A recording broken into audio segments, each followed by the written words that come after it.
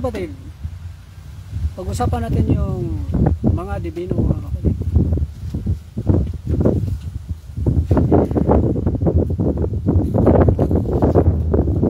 Ang mga dibinong manggagamot mga kapatid, yung mga taong pinanganak na bertulis o may tahas, pinanganak na may kapangyarihan sa liwanag na binigay ng Pinoong Diyos upang manggamot sa mga may sakit. Ang dibino na manggagamot ay ginagabayan ng mga anghel sa liwanag. Usapan natin yung sa liwanag ha. May dibino ding na manggagamot na ginagabayan ng 7 Archangel sa liwanag. Ito yung sinasabi na rare mga kapatid, no? Na manggagamot. Ang bihira mo lang itong masumpungan sa panahon ngayon. Marami na kasing mga gumagalang manggagamot, no? Kaya mag-ingat. Kung masumpungan mo itong mga dibino, mga manggagamot mga kapatid, swerte nyo mga kapatid. Kasi anytime may malapitan kayo sa panahon kailangan nyo siya o kung magkasakit kayo spiritual, so anytime tawagin siya, hindi kayo magkakamali. Kung baga mga kapatid, sa 1 milyon na pinanganak na mga bata, may isa dyan na bertulis o may tahas. Kaya bihira lang talagang mga dibinong manggagamot mga kapatid. Yung mga legit na mga gamot, bihira lang yan mga kapatid, no? Kung halimbawa yung mga dibinong may manggagamot, mga dibinong manggagamot, kung may mga anak yan, sigurado 100% bertulis yan. Kung may maraming pamangkin yan, sigurado may isa dyan na bertulis din, 100%. Kung baga generation to generation na yan, hindi mo na yan mapigilan. Kasi tinadhaanan yan na maging isang dibinong manggagamot o legit na manggagamot upang makatulong sa kapwa. Yung mga ordinary na mga manggagamot mga kapatid, yung pinanganak na hindi bertulis,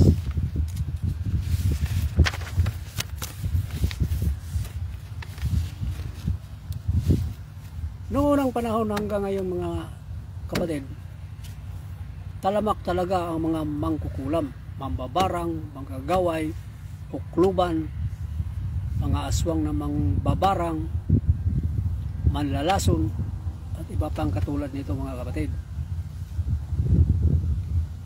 Ang makagamot sa mga lubhang mga sakit mga kapatid, yung mga dibino lang or mga dibinong ermitanyo sa malakasang sakit espiritual, no? Sila lang talaga makagamot niyan. Kung mahina ang sakit espiritual, yan ay magagamot sa mga ordinaryo na mga albularyo. Ang albularyong ordinaryo mga kapatid, pinanganak na hindi bertulis. Yun ang tandaan natin mga kapatid ha. Yung mga ordinary na mga albularyo, yung hindi pinanganak na bertulis, wala silang kapangyarihan mula nung bata pa sila. Sa daming pinatay, no? Sa daming pinapatay nung unang panahon mga kapatid, na mga mambabarang, mangkukulam, manggagaway, manlalason, at iba pang katulad nito hanggang ngayon. Kaya makita mo sa Exodus 22:18 to 20, patayin ninyo ang mangkukulam. Nandiyan mga kapatid ha, makikita mo yan. Patayin nyo ang mangkukulam. Ang sinumang maghandog sa ibang Diyos maliban sa akin ay kailangan patayin. Ano sabi mga kapatid, no? Sa Ecclesiastico naman mga kapatid, 38:1 to 15, makita mo doon o mababasa mo doon, ang karunungan ng manggagamot ay mula sa kataas-taasang Diyos at ginagantimpalaan siya pati ng mga hari. Take note mga kapatid ha. Ang karunungan ng manggagamot ay mula sa kataas-taasang Diyos at ginagantimpalaan siya pati ng mga hari. Magpatawag ka ng manggagamot, ang Panginoon din ang may likha sa tungkuling yan, at huwag mo siyang paalisin pagkat kailangan mo siya. May mga pagkataong sa kamay niya masalalay ang buhay mo, no? May mga pagkataong sa kamay niya masasalalay ang buhay mo. Totoo naman yan mga kapatid, no? Dadalangin din siya sa Panginoon na siya'y patnubayan upang mapawi ang sakit, mapagaling ang iyong karamdaman at magligtas ang iyong buhay. No? Kung mapunta kayo sa legit na manggagamot or divino na manggagamot o mga bertudis na manggagamot,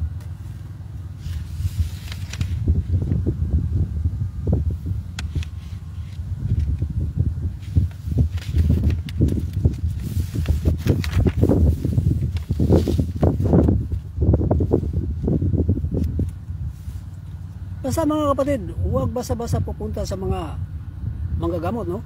Pag hindi mo kabisado yung manggagamot, pag tingin mo na virtudes yan o divino manggagamot, legit manggagamot, punta kayo. Kasi walang kapalit yan, no? Libre yan. Ang mga demonyo mga kapatid, ang kapangyarihan ng mga demonyo mga kapatid, walang kapalit yan mga kapatid. May talagang kapalit niyan. Ano? Minsan mga kapatid, may mga tao talaga na pag malapit ng matsugi, saka na pupunta sa magagamot. Palagay natin mapunta ka sa legit na magagamot o sa divino magagamot. Nandoon ka na ngayon. Tapos, ginagamot ka. Tapos, kinabukasan, natsugi. Sabihin, pagbintangan pa yung magagamot. Bakit natsugi? Sana hindi na pinagamot. Hindi pa matsugi. Yung mga ganyan, mga kapatid, no? Kung gusto nyo na mabuhay pa yung pasyente nyo, una pa lang, may sakit, maliit na mga sakit, punta na kayo doon sa legit na magagamot para walang sisiyan. Ngayon, pagbintangan pa yung magagamot. Halimbawa, namatay ang mga kapatid sa kamay ng magagamot na legit na magagamot, hindi yung magagamot, hindi yan mapunta sa impyerno mga kapatid, no? Kasi yung mga tao talagang may mga kasalanan mga kapatid. Pag pumanaw na yan, may mga demonyo na yan nakaabang mga kapatid, no? Hihilahin ka agad, paputungo sa impyerno. Pero dahil napuntahan mo yung legit na magagamot o divino magagamot o virtudes na magagamot, yung anghel na gumagabay sa kanila, yun ang tutulong upang yung kaluluwa na namatay o pasyente, kaluluwa ng pasyente, dalhin yan sa liwanag. So hindi yan makuha sa mga demonyo mga kapatid kung masumpungan nyo yung legit na magagamot. Pero kung mapunta kayo sa maling manggagamot mga kapatid, akala nyo magaling ito manggagamot o ano pang kapangyarihan ng manggagamot ito, kung hindi legit yan mga kapatid, may kapalit yan. Sabi ko na, walang libre sa demonyo, puro may kapalit yan. Yung kapalit niya mga kapatid, buhay ng pasyente. Halimbawa, ilang taon na yung pasyente ha? Halimbawa, yung pasyente, ilang taon na maligaya sa kanyang paggaling sa kanyang mga sakit o anumang sakit yun. Maling siya, ilang taon na maligaya siya, wala na siya mga sakit. Tapos sa panaginip, sabihin sa kanya, ngayon kukunin niya ang kaluluwa niya kasi tama na yung ilang taon nakapalit ng kanyang kagalingan. Kaya kukunin niya yung kaluluwa niya. Tapos sabihin niya, hindi pa siya. Ayaw niyang pumayag. So sabihin ng demonyo, kung ayaw mo pumayag, kukunin ng demonyo ang pamilya niya. No? Magkasakit, matsugi, tapos kukunin yung kaluluwa. Dalhin sa impyerno. Kawawa mga kapatid, no? sa nagkamali ka lang ng paglapit sa mga pike na mga gamot na yan, tapos yung kaluluwa mo at saka or kaluluwa ng pamilya mo mapunta sa impyerno, lantakan mo mga kapatid. Kung mapunta ka sa impyerno mga kapatid, wala ka ng takas doon. Kahit na anong dasal o anong gagawin dyan, pag nandoon na sa impyerno yung kaluluwa, hindi na yan maliligtas. Kaya mag-isip ng mabuti mga kapatid, no? Take note, ha? Hindi na yan maligtas pag punta na yan sa impyerno. So, para sigurado mga kapatid, kung hindi nyo talaga alam na legit ang mga gamot na yan, punta na guys pare. Yung pare, pag sila ay gumagamot, siyempre, kumpisal mo na nila yan. Tapos ay gamutin.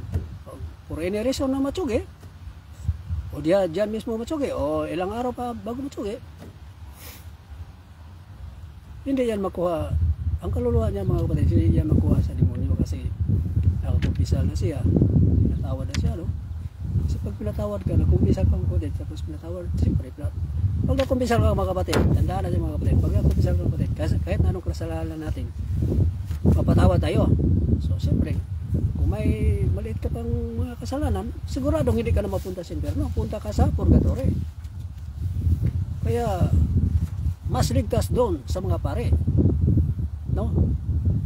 Wala kang pagkakamali kasi pare yung lupunahan mo, may authority yun na manggamot, no? At saka pag nandoon na sa purgatory mga kapatid, maliit na lang gawin yan mga kapatid, punta ka na sa langit, no? Kapag yung mga relatives mo pamisa, tapos may iba pang mga tao na nagdasal sa'yo sa rosary, ano pang klase mga dasal dyan, lalo na Friday nag-rosary ka, tapos na timing pumunta doon si Sacred Heart of Jesus at saka Mama Mary doon sa purgatory. Nung tinanong ko mga kapatid kung anong oras pumunta doon, sabi ng gabay, walang oras yan, no? Anytime pupunta doon. So kung matiming na nandun sila tapos nadasal mo sa araw na yan, kunin yan mga kapatid, no? Dalhin sa langit, so, punta ka na sa langit, no? Kaysa pupunta ka doon sa maling magagamot, pag-atsugi mo yung kaluluwa mo dalhin sa impyerno, wala na mga kapatid. Paano yan mga kapatid? Mas mabuti mapunta sa pare, kasi sigurado yan punta yan sa purgatory. Kasi siyempre yung mga kasalanan mo, ikumpisal mo yan. Ang mga mortal sin na mga sala mo, kumpisal mo doon, patawarin ka doon. So maliit na lang yung mga sala kung may naiwan man, sigurado ka doon sa purgatory, no? Maliit na lang yan, pupunta na yan sa langit. Kaya huwag magpadala sa mga demonyo mga kapatid, no? Minsan yung utak natin iniisip, gusto kong gumaling, gagalingin ko, sakit yung likod ko, sakit na ang katawan ko, ganito, gusto kong gumaling, madalos-dalos na lang, pupunta ka agad sa maling mga gamot. Ang resulta, yung buhay natin mga kapatid, hindi aabot ng 100 years, hindi mo ma-enjoy yan, pero ang buhay na walang hanggan, maganda doon mga kapatid. So, paano mo makamtan ng buhay na walang hanggan? Eh, nagkamali ka sa paggamot. Yung kaluluwa mo, kapalit ng iyong kagalingan, dadalhin yung kaluluwa mo doon sa impyerno. Hindi ka na matanggal-tanggal doon mga kapatid, no? Kasi wala na talagang dasal na magawa doon mga kapatid. Hindi ka na matulungan. Dito ka sa purgatory, yun mga kapatid, maliit na lang yung mga kapatid. Punta ka na sa langit. Kaya mag-isip-isip, no? Huwag isipin nyo ngayon, sarili ngayon, no? Ang isipin mo pagdating ng araw, no? Pero kung sa tingin nyo na legit na magagamot yan, ipunta kayo, no? Kasi pareho lang yan, no? Binigyan ng kapangyarihan ng Panginoon Diyos para makatulong sa kapwa, upang magamot yung mga spiritual na sakit, upang magbago. Kasi pag natsugi ka, kung ano ka kapangyarihan ng makukulang mga kapatid, mga mababarang, hindi kang patayin kaagad yan, lalo na malalason. Pwede bukas, tsugi ka na, no? Tapos hindi ka nagkumpisal, hindi ka nagsimba, wala ka rosary. Dapat magkumpisal, magsimba every linggo at saka rosary, no? Dapat yan, gawin natin yan mga kapatid, no? May mga choices tayo mga kapatid, no? Kung ano yung choices mo, sa'yo na yan, walang problema yan. Kung anong choices ko, sa akin na rin ito, decision ko ito. Pero mga kapatid, pagdating ng araw, mawala tayo sa mundo nito, may consequences yan mga kapatid, no? So alam nyo na kung ibig ko sabihin. So huwag isipin na ngayon mga kapatid, isipin mo pagdating ng araw. Kaya huwag basta-basta magpagamot sa mga maling mga gamot, pero legit mga gamot. Welcome ka doon mga kapatid, no? Ginawa yan sila para mabuhay pa yung tao, magbago. So ano bang ibig sabihin magbago? Di mag-depend tayo sa mga kasalanan, mag-umpisal, magsimba, linggo, rosary, simple-simple lang yan, walang problema. Kaya mag-ingat mga kapatid, mag-ingat.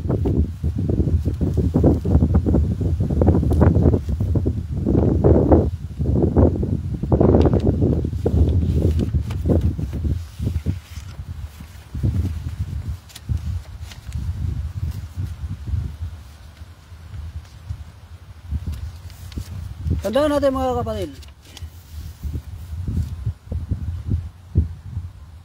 may mga kababalaghan dito sa mundo mga kapatid na nangyari sa mga tao, no?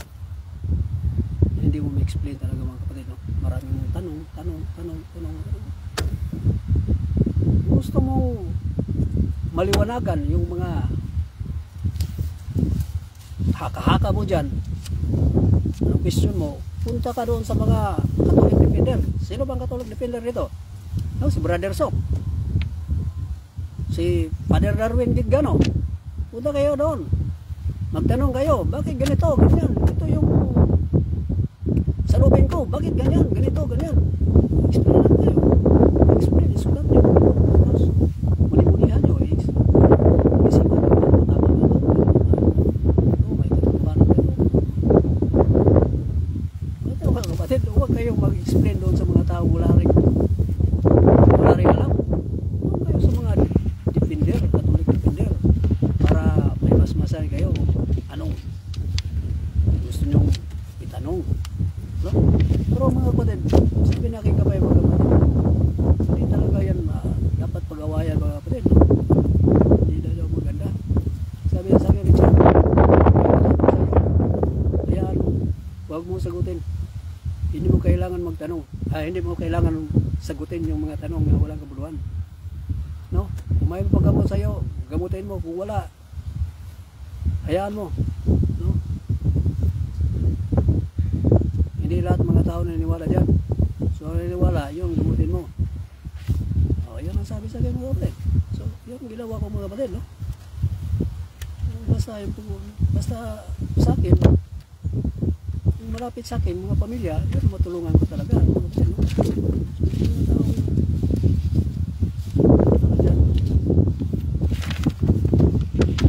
ayaw magamot, okay na yan mga kapatid. At least minsan makapatay kami ng mangkukulam dahil sa mga pasyente, no? Kawawa kami mga magagamot, nakapatay kami ng mangkukulam o nagutos ng mangkukulam dahil sa mga pasyente. Mas maganda na kaming hindi talaga namin, no? Hindi pinagagalit. Kasi sabi na aking kabay, may paggamot sa'yo, huwag kang pakimi-kimi, huwag mong sabihin mamaya gamutin mo kagad. Yung sabi sa akin mga kapatid. So huwag mo paggamot, ay gamutin, huwag mo yan.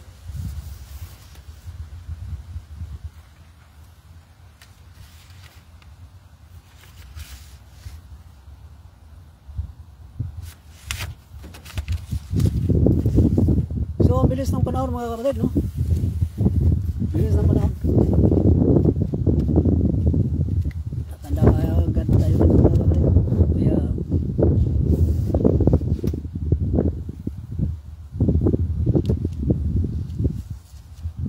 mag-isip, no, mga kapatid, huwag padalos-dalos. Isipin mabuti.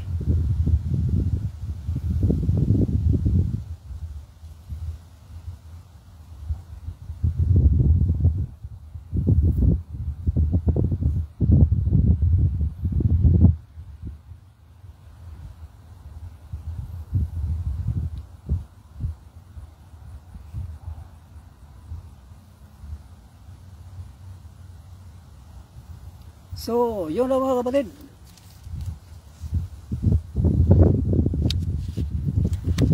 Mag-ingat kayo palagi. Huwag kalimutan na magkumpisal, magsimba, maglinggo, at saka magrosary.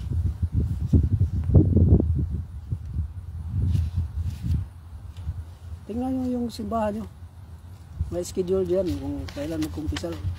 No? Importante talaga kumpisal mga kapatid kasi may mga halimbawa 10 years ka na walang kumpisal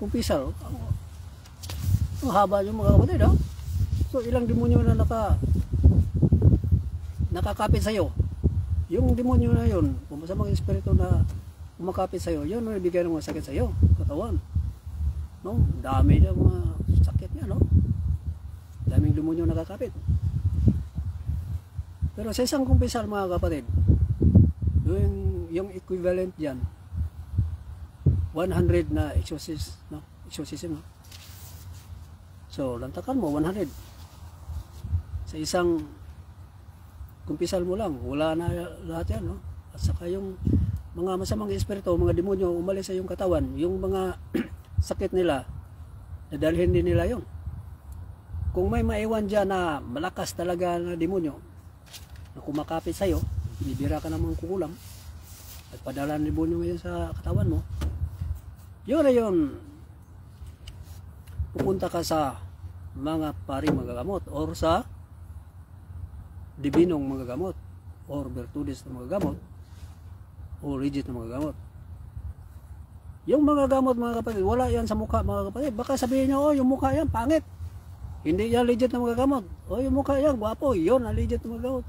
Hindi yan mga kapatid, no? Yung minsan pa nga, yung ibang may kapansanan dyan, yan pa yung mga legit na mga gamot, no? Maramdaman nyo yan mga kapatid, no?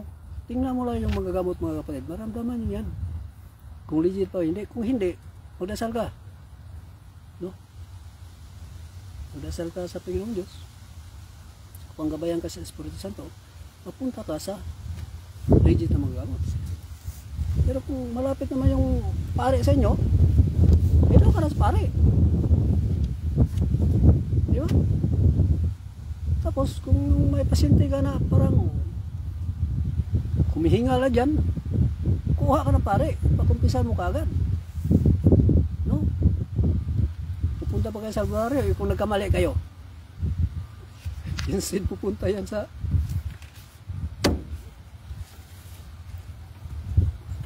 purgatorio, pupunta na sa impyerno yan kasi nagkamali kayo, pinuntahan, kuha ka ng pare, pisal, sigurado yung hindi makuha ng mga demonyo. Yung mga demonyo mga kapatid, gusto nila hindi ka magpisal. Mahaba na yung bawa 10 years na yung mga 10 years na hindi ka nagkumpisal, patayin nila yan kasi matakot na lang siya, matakot yan sila na magkumpisal. So kumpisal lang sila, mawala yung mga kasalanan nila. Kaya bago yan magkumpisal, patayin nila yan. Yun ang sinasabi na gawa, kamatayan gawa sa demonyo. Yan mga kapatid, ano? Kaya bago pa hahaba yung tao na hindi ka nagkumpisal, kumpisal na agad. Kasi pag hindi ka nagkumpisal, mahaba na yung tao na hindi ka kumpisal, hahanapan ka talaga ng kamatayan gawa sa demonyo mga kapatid. No? Papatayin ka talaga sa demonyo kasi ayaw nilang magbago ka. Ayaw nilang magkumpisal ka. Kaya patayin ka niyan. Maya sagasaan ka, mahulog ka, bigla ka nang hindi makagising, binangungot ka. No? Dahil yan sa'yo, wala kang kumpisal-kumpisal. Pag nakumpisal ka, wala na lahat yung mga demonyo sa'yo. Pinatawad ko yung mga kasalanan mo. Umpisa ka naman sa mga kasalanan mo. Maliit. Siyempre, magkakasala tayo. So, at least nakakumpisal ka. Lahat ng mga kasalanan mo muna, wala na. So, hindi ka na papatayin ng mga demonyo kasi paano ka na papatayin eh? Yung mortal sin mo na kasalanan, pinatawad na. So, siyempre, kung pinatawad na yung kasalanan mo, may mga gabay, lalong palagi ka nagdasal, magsimba ka linggo, magsari ka, may mga gabay dyan nakapalingkod sa iyo na hindi makapasok ng mga demonyo, hindi makagawa ng masama sa iyo, no? Pero matagal ka nang walang kumpisal,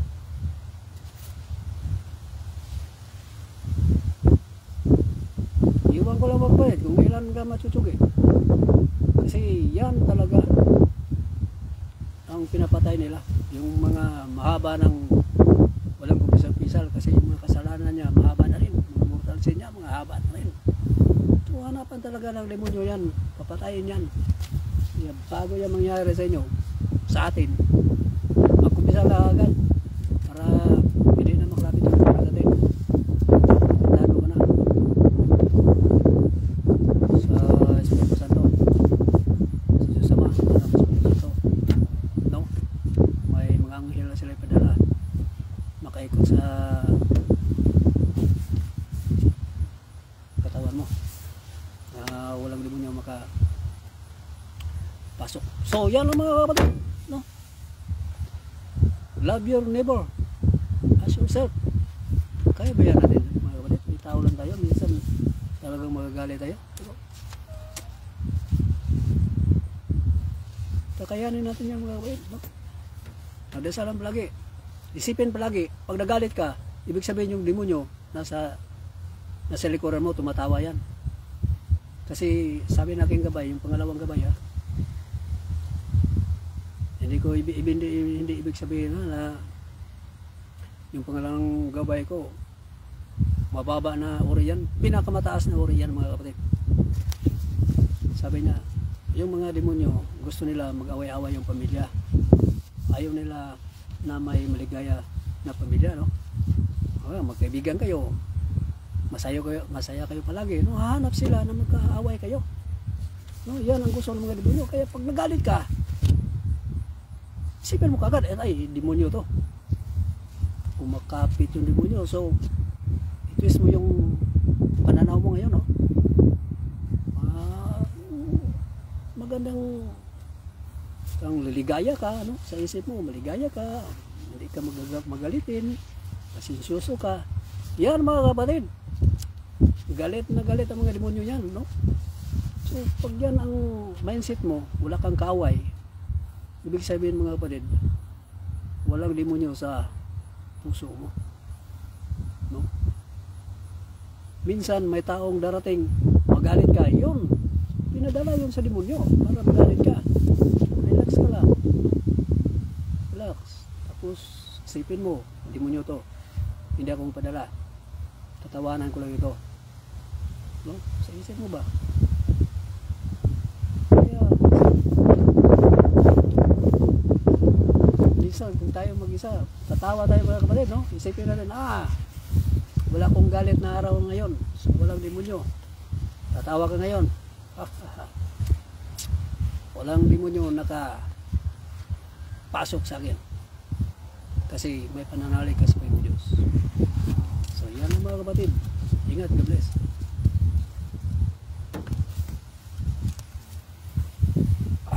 Ang gandang panahon mga kapatid, mainit-init na malamig-lamig, pero 55 degree Fahrenheit yung dito sa Amerika. Nandito ako ngayon sa Amerika.